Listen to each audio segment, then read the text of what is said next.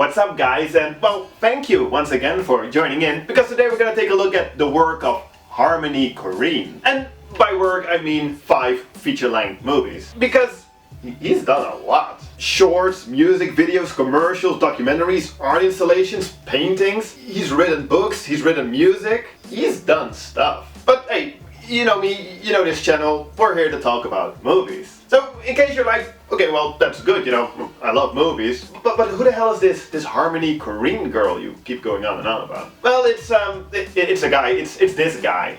Discovered in the mid-90s by photographer slash filmmaker Larry Clark at the age of, what, like 18, 19. Korine was asked to write a screenplay about skaters, and what the heck, let's throw in a little bit of AIDS as well. This of course would go on to become the 1995 controversial cult hit Kids. And well, I've talked about Kids before on my channel in this 2-part video series on the films of Larry Clark, so you know, check out those videos to learn a little bit more about all of that.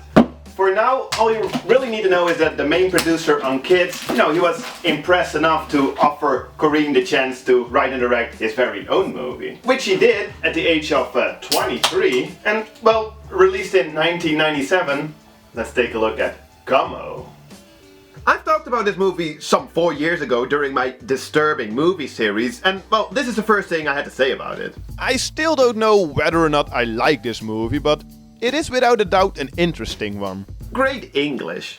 But yeah, it's true, it's an interesting movie. But also, I think I've finally decided to just go out and say that I do actually like this movie. What we have here is basically just a bunch of vignettes, portrayals of people living in a small town that seems to have been left in poverty after it got hit by a tornado some years prior. So don't expect a traditional narrative, that's not what Korine is about. When I watch movies, the only thing I really remember are characters and specific scenes, so I wanted to make a film that consisted entirely of that. And that is exactly what he did, and that is definitely not for everyone. It took me about 4 viewings to finally really appreciate this movie, you know, for what it is.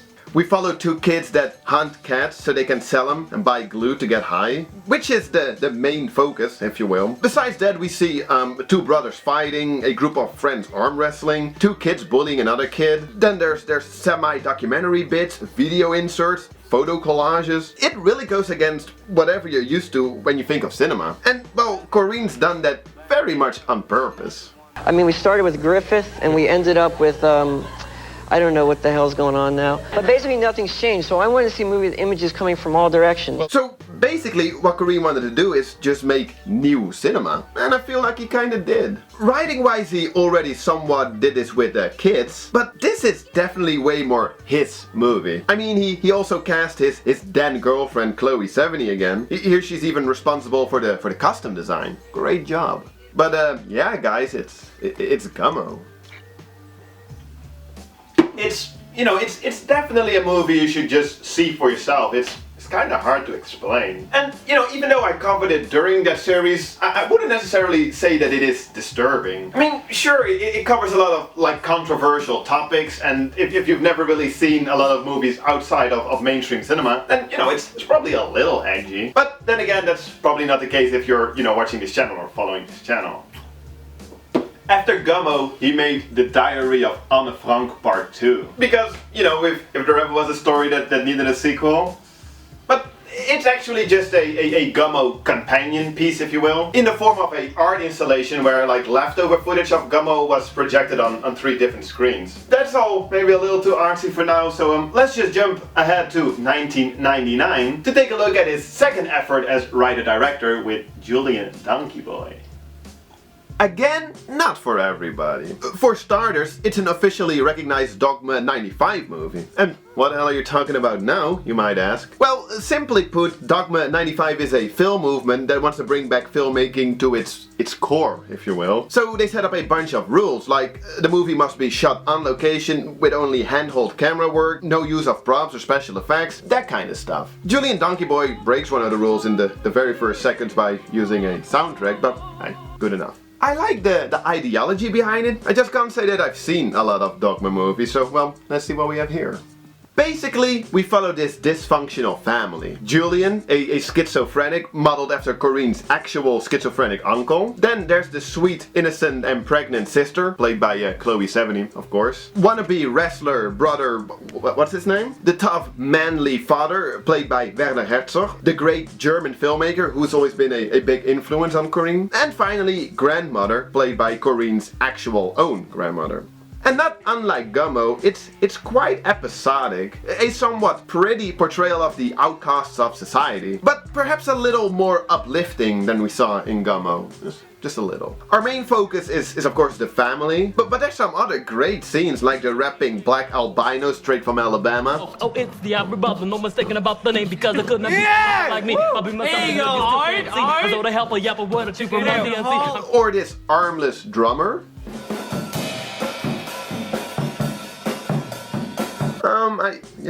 I kinda like this movie, but it's like Werner Herzog himself says best. I don't like it because it's so artsy-fartsy. You see, I like the real stuff. Because there's also a lot of like stop motion, photo collage type of bits or random voiceover bits. A little too artsy-fartsy for me personally. I mean, I prefer the actual scenes where we get an interesting look at schizophrenia and the dynamics of this dysfunctional family. And yes, the movie looks grainy as fuck. The movie is shot on digital video, you know, these mini DV tapes, then transferred to 16mm or 8, depending on the source, and eventually blown up to 35mm. Definitely a unique look. Took me some time to get used to, but yeah, I like it. The overall film though? Well, like I said, I do think that I like it. It's just I'm still a little on the fence, and that's mostly just because there were definitely a few scenes that I thought were, you know, maybe a little boring, maybe a little too long and drawn out. But I definitely appreciate the overall effort. You know, the portrayal of schizophrenia. I mean, I'm no expert on the disorder, but you know. So these first two movies, Gummo and Julien Donkey-Boy, I think they give you a pretty good impression of Harmony Korine and, you know, well, his take on cinema. Unfortunately, well, mostly for him, this was also around the time that he got a little too enthusiastic with his drug abuse. And not just pussy shit like marijuana, but you know, like the real hardcore stuff like crack and heroin. He did make some work around this time. Apparently even a short movie together with Chris Cunningham, which still hasn't seen the light of day. Plus, he had this insane idea to make a comedy called Fight Harm, where he would go out in public and get in actual fights with people. I wonder why that never worked out. He did finish a screenplay, I don't know, maybe you've heard of it, Ken Park. And he directed a TV documentary about magician David Blaine. But eventually he did completely disappear, only to come back sober and ready to make a new movie, which he did in 2007. Well, let's take a look at Mr. Lonely. Co-written with his brother, this movie is way more conventional than his previous work. Sure, it still has flying nuns, but you know, let's just start at the beginning. Look, it's Michael Jackson. No, it's not. It's just an impersonator trying to make a living in Paris. During one of his gigs, he meets another impersonator, Marilyn Monroe, who convinces him to come back with her to this big commune in Scotland, where they all live together with fellow impersonators. People like Charlie Chaplin, Abraham Lincoln, James Dean, and Little Red Riding Hood, played by the director's wife, Rachel Korine. You know, Harmony and Chloe, they broke up during his drug-fueled period. It happens. Anyway, what is this movie about? Well, they sort of prepare for this big show, and then some 10% or so of this movie tells the completely unrelated story of Werner Herzog, once again, this time playing a missionary priest. And this is where the flying nuns come into play. Can't really say that I see a connection here, but hey, it's so cool. What's there to say about this one? It has a certain type of calmness to it, which I really appreciate, but halfway through the movie it kind of turned into, you know, like, get on with it. Let something happen. And sure, there's fun and interesting characters, and it does have some sort of climax, but I still feel like it was lacking in something. I can't really put my finger on it, but no, it was missing something. Which is a shame, because I really like the premise, and the exploration of themes like identity and loneliness. I don't know, I just feel like it could have been a little more interesting, as well as this little review. It's just, I really don't know what to tell you guys about this movie.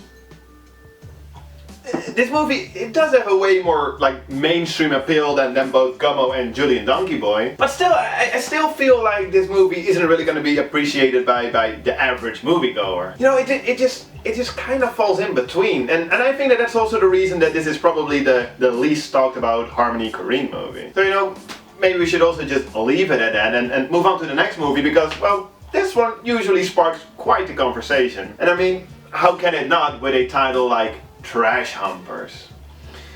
Oh man, it all started so good. I mean, remember Gummo? Even if you... Well, you know, let's just get it over with.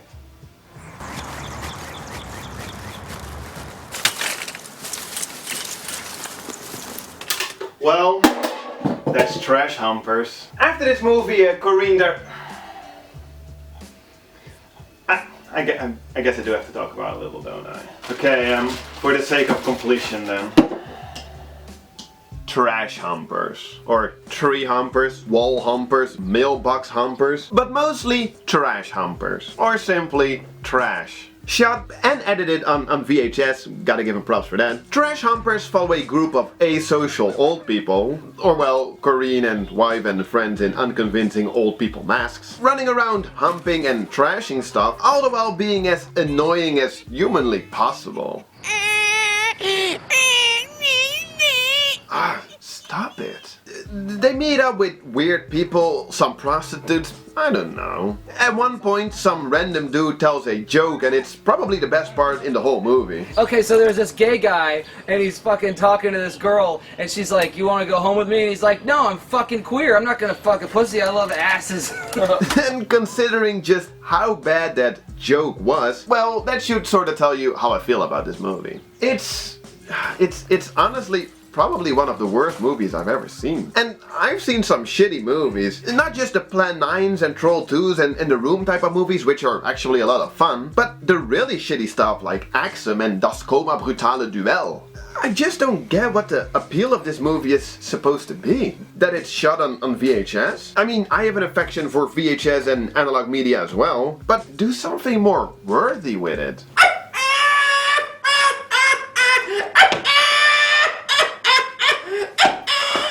Who would want to watch this?